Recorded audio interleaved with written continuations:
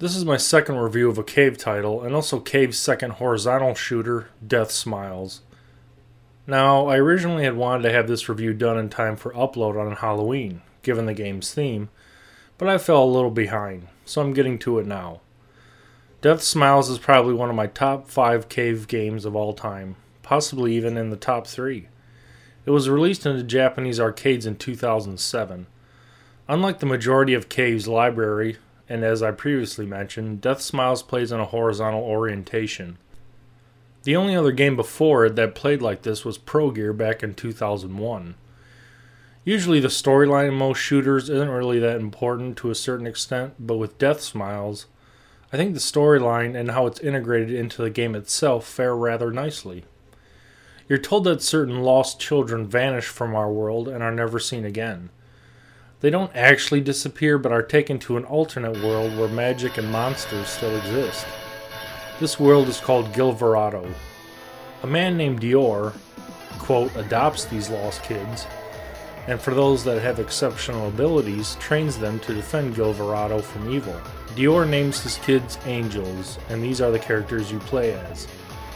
There are 4 total, with each one having different backstories, as well as different strengths and weaknesses. They are Rosa, Follette, Casper, and my personal favorite, Windia. I like Windia mostly because of her funny laugh at the end of certain stages.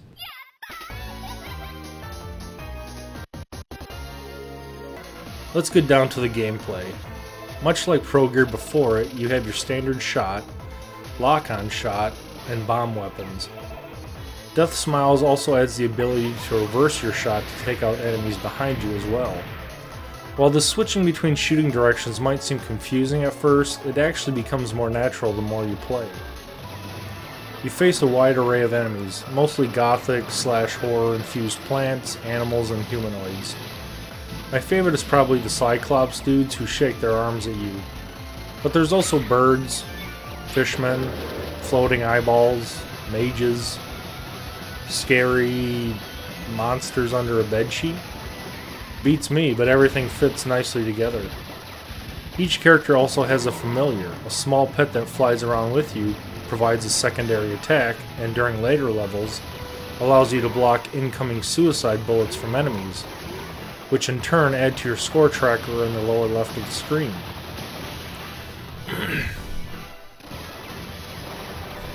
Speaking of scoring, let's cover that too. Like most Cave shooters, Deathsmiles has a very unique and very fun scoring system built into it. Just shooting enemies in this game won't get you jack shit for a score. When you do kill enemies, you'll notice they drop shiny items, either large crowns, smaller skulls, etc. If an enemy produces a crown when killed, and you allow it to hit the ground, it'll break up into a bunch of smaller skulls. While these items do make your score go up, their main purpose is to build up your score ticker. The larger crowns count more towards your ticker, with smaller items counting less, and so on. So, the objective is to collect as many crowns and objects in the air as possible before they hit the ground. Oh, and you also have to take into account that the item produced by an enemy when destroyed is also dependent on whether you're using normal shot or you're holding the shot button down. As your ticker climbs, it'll eventually max out at 1,000. While the ticker is maxed out, all enemies will drop large golden crowns in addition to normal items when you kill them. Again, while these do add to your overall score, this is still the prime scoring mechanic here. The point of the ticker is that when maxed out, you simultaneously hold down buttons A and B, and your character will switch to powered up mode, followed by a halo of light. After this occurs, your ticker will start dropping like a rock, and here's where the main scoring comes in, and the main fun as well. The scoring during powered up mode works the opposite of normal mode, so to speak. While in this mode, you want all items dropped by enemies to hit the floor and break up, because as you collect them, a multiplier begins to build up. This multiplier is based on the amount of items picked up period, regardless if they're skulls or crowns or whatever. Once this multiplier reaches 10,000, the multiplier next to your floating score will turn gold. Then everything you pick up grants 10,000 points apiece. How and where you use powered up mode is entirely up to the player, but much like ESP Galita 2 in its Awakening mode, Knowing where to utilize this is how you reach super high scores. I think my current best is around 55 million. Not too bad, I guess. The game is divided into 6 stages, which you can choose to play in any order you want. There is also a 7th bonus stage available near the end if certain criteria are met, and then the final level.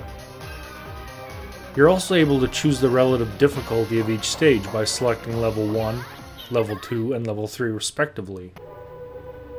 This difficulty selecting allows you to control the amount of enemies in any given stage, thus allowing great control over which stage you use to power up your score ticker and which stages to cash it in on. Whichever way you choose, I highly recommend stage 3-2 for scoring. It's a monster at it. At the end of each stage, you'll face a huge boss. Again, usually having to do with a horror theme, but with Cave, why expect anything less than a gigantic boss? You have a giant hog named Mary,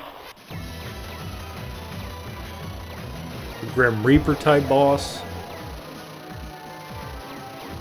a large head with his mouth sewn shut, and a 2-headed dragon.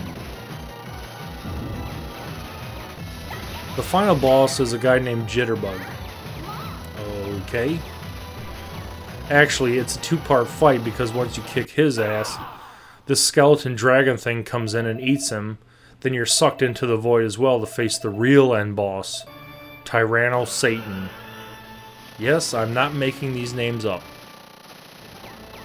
You blow him back to hell and the game is over.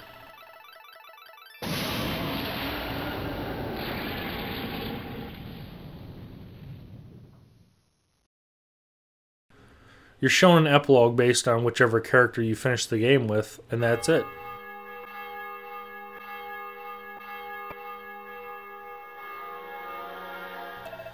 Speaking of the game overall, it's awesome. The sprites and artwork are incredible, the voices and sound design are great, and the music kicks ass.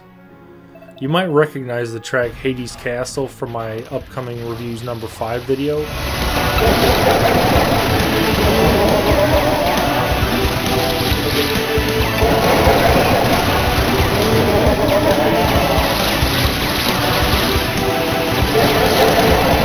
Tsuneki Ikeda of Cave really knocked this one out of the park.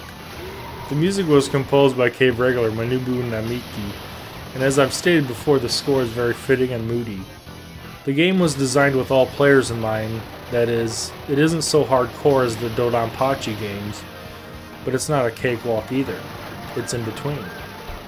Just the right balance of all factors. Overall, it's an awesome shooter, definitely a feather in Cave's hat. And if you're up for something new but good, check it out. Thanks for watching.